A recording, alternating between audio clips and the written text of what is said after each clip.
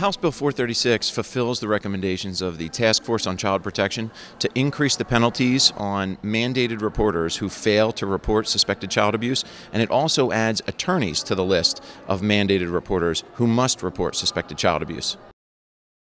In the wake of the Penn State scandal with Jerry Sandusky, we really came to the realization that our child protection system needed a complete overhaul, and that's what we've accomplished here. We have moved bills regarding Childline and child reporting and who reports and how we report, the penalties for failing to report.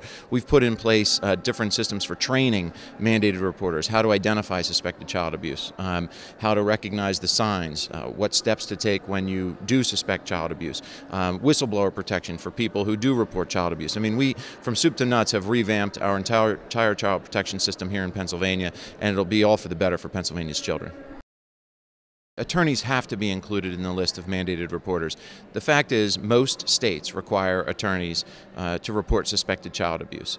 Secondly, the task force that we impaneled recommended that attorneys be mandated reporters. Thirdly, when you look at the Penn State situation, in 2001, attorneys for Penn State knew that Jerry Sandusky was suspected and accused of abusing young children, and they had no obligation to report. Unfortunately, 2 more children were abused before the authorities were actually notified. Had the attorneys had the obligation to report back in 2001, 2 kids wouldn't have been hurt by Jerry Sandusky. So it was imperative that attorneys be a part of this bill, and we worked very hard to get that across the finish line.